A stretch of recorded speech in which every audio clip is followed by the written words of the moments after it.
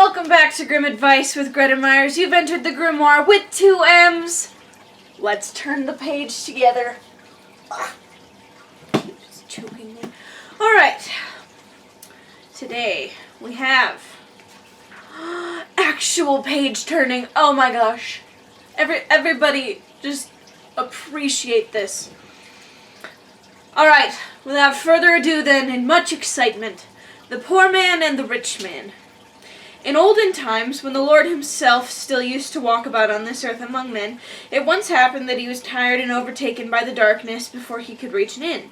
Now there stood on the road before him 2 houses facing each other, the one large and beautiful, the other small and poor. The large one belonged to a rich man, and the small one to a poor man. Then the Lord thought, I shall be no burden to the rich man, I will stay the night with him. When the rich man heard someone knocking at his door, he opened the window and asked the stranger what he wanted. The Lord answered, I only ask for a night's lodging. Then the rich man looked at the traveler from head to foot, and as the Lord was wearing common clothes, and did not look like one who had much money in his pocket, he shook his head and said, No, I cannot take you in. My rooms are full of herbs and seeds, and if I were to lodge everyone who knocked at my door, I might very soon go begging myself.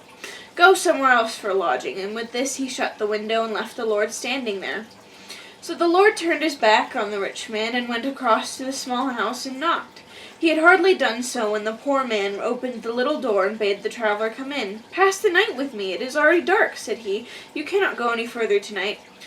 This pleased the Lord, and he went in. The poor man's wife shook hands with him and welcomed him, said he was to make himself at home and put up with what they had. They had not much to offer him, but what they had they would give him with all their hearts. Then she put the potatoes on the fire, and while they were boiling, she milked the goat, that they might have a little milk with them. When the cloth was laid, the Lord sat down with the man and his wife, and he enjoyed their coarse food, for there were happy faces at the table.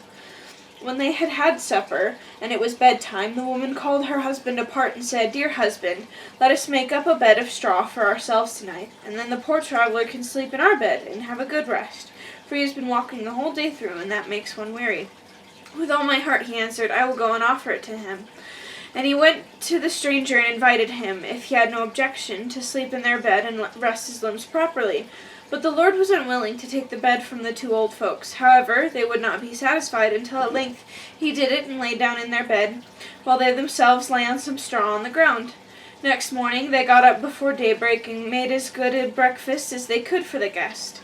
When the sun shone in through the little window and the Lord had got up, he again ate with them, and then prepared to set out on his journey. But as he was standing at the door, he turned round and said, As you are so kind and good, you may wish 3 things for yourselves, and I will grant them.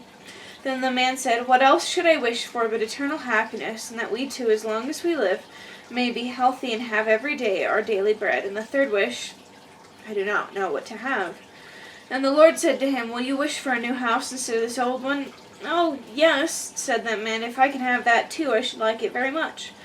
And the Lord fulfilled his wish and changed their old house into a new one, again gave him his blessing, and went on. The sun was high when the rich man got up and leaned out of his window and saw, on the opposite side of the way, a new clean-looking house with red tiles and bright windows where the old hut used to be.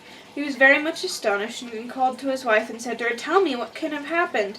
Last night there was a miserable little hut standing there, and today there is a beautiful new house. Run over and see what has come to pass.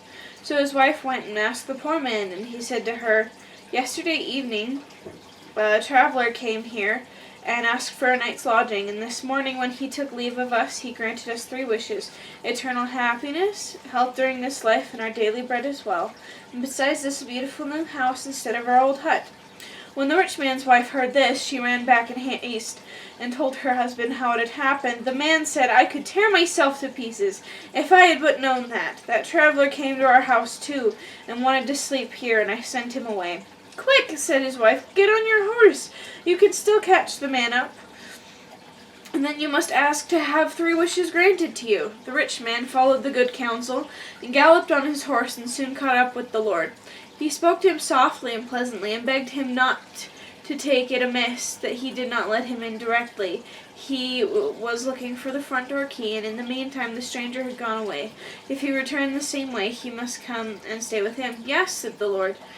If I ever come back again, I will do so." Then the rich man asked might not wish for three things too, as his neighbor had done. "Yes," said the Lord, "he might, but it would not be to his advantage, and he had better not wish for anything." But the rich man thought that he could easily ask for something which would add to his happiness, if he only knew that it would be granted. So the Lord said to him, "Ride home then, and 3 wishes which you shall form shall be fulfilled." The rich man had now gained what he wanted, so he rode home and began to consider what he should wish for.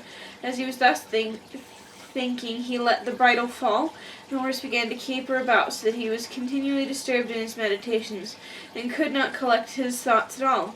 He patted its neck, and said, "Gently, Lisa," but the horse only began new tricks. Then at last he was angry, and cried quite impatiently, "I wish your neck was broken."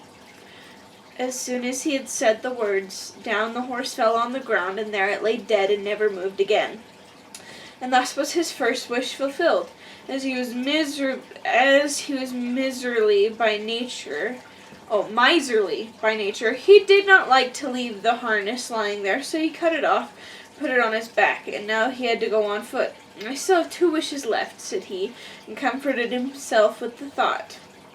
And now as he was walking slowly through the sand, and the sun was burning hot at midday, he grew quite hot-tempered and angry. The saddle hurt his back, and he had not yet any idea what to wish for. "If I were to wish for all the riches and treasures in the world," said he to himself, "I should still think of all kinds of other things later on. I know that beforehand, but I will manage so that there is nothing at all left for me to wish for afterwards." Then he sighed and said, "If I were but that Bavarian peasant, who likewise had 3 wishes granted to him, and knew quite well what to do, and in the first place wished for a great deal of beer, and in the second for as much beer as he was able to drink, and in the third for a barrel of beer into the bargain." Many a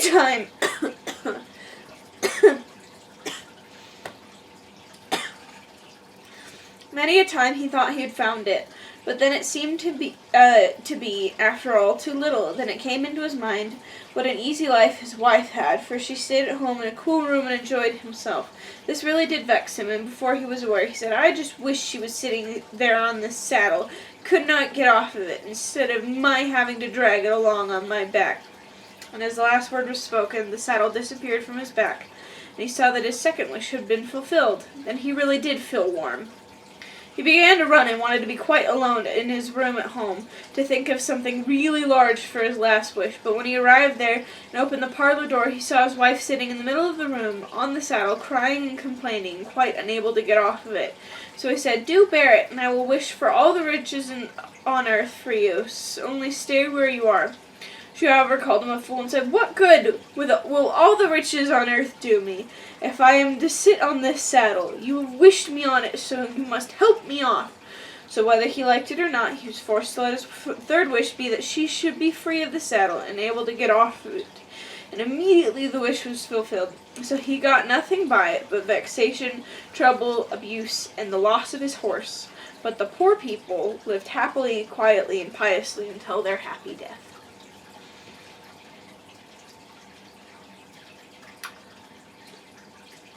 Well, alright, okay. See, okay, I have other points. But we're working backwards as we normally do because it's easier than, yeah. See, a lot of people are like, these are the things I would wish for if I had a genie. And they're usually pretty superficial.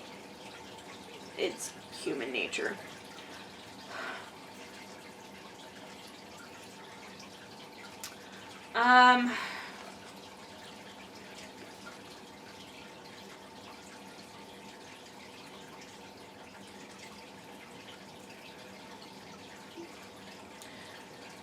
See, my personal opinion is that, it's all these things. It's like, could you bring someone back from the dead?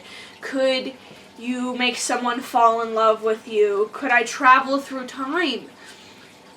There are so many of these big questions that the more you think about it, the more harm you could do than good with that kind of big wish. The poor people had it right. They're like, well, we just want enough to get by. We want happiness. And then the Lord was like, what about a nice new house? And they're like, oh yeah, sure. Yeah, we could do that too. But their needs were simple. See, especially time travel and all these other things, like, you think about it, you're just like, there's too many things that could happen, and it would be bad, and you'd have to use your last wish to fix it all. Right? Right? So I like that they showed that your actions have consequences, especially when you're given this otherworldly power over your actions, then suddenly the consequences are otherworldly, and sometimes you need that same amount of power to fix it. I like that it gave us the horse's name. We don't know any of the other characters' names in this story except the Lord. But we know the horse's name is Lisa. So, okay.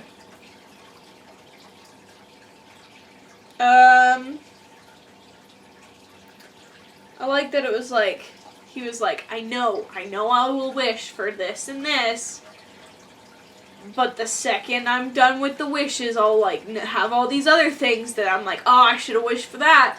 Because isn't that so true? You turn in a paper and you're like, oh, I could have made that point too. You have a conversation with a friend, or, you know, you're roasting someone and you're like, days later, and you're like, yeah, could have said that too. Mm-hmm. I liked that point.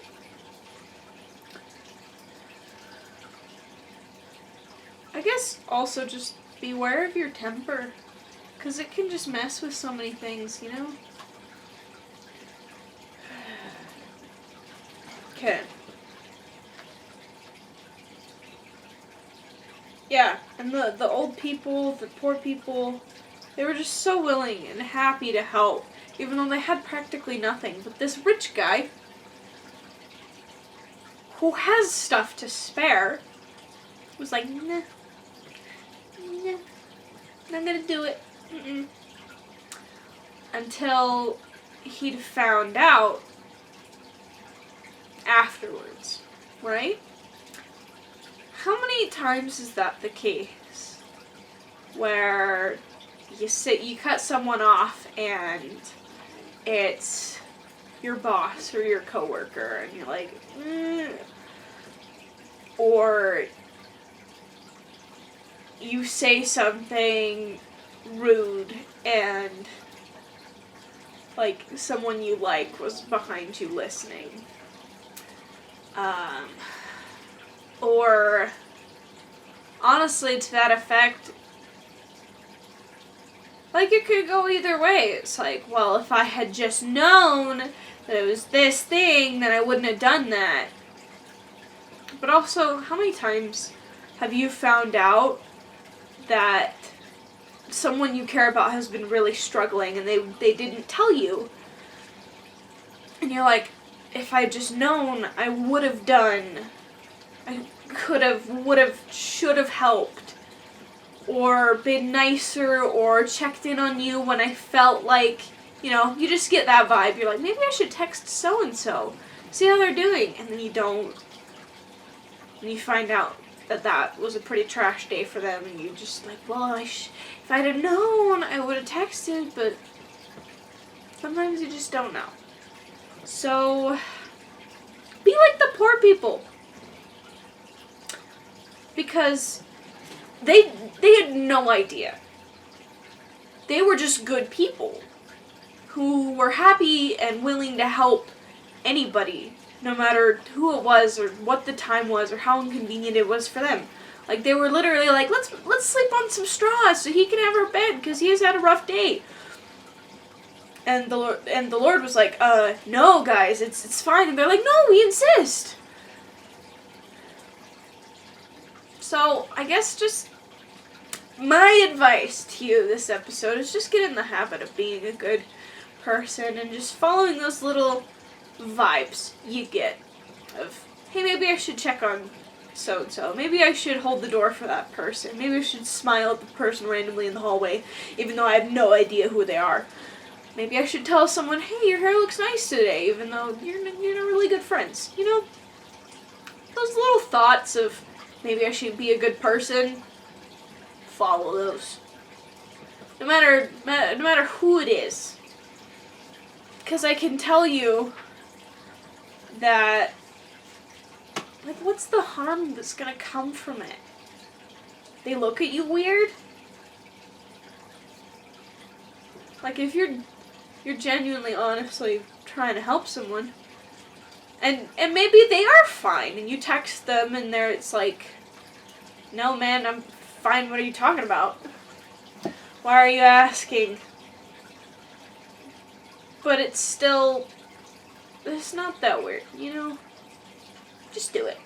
Just do it. It'll be good. It'll be fun. Being a good person is fun. Alright, my gremlins. Thank you for joining us for another happily ever after, or not so happily ever after. That's up for you to decide. And what you decide is valid. Because you're valid. You are. Either way, this is the end for this episode, so tune in later, and we can learn more and turn some more pages together.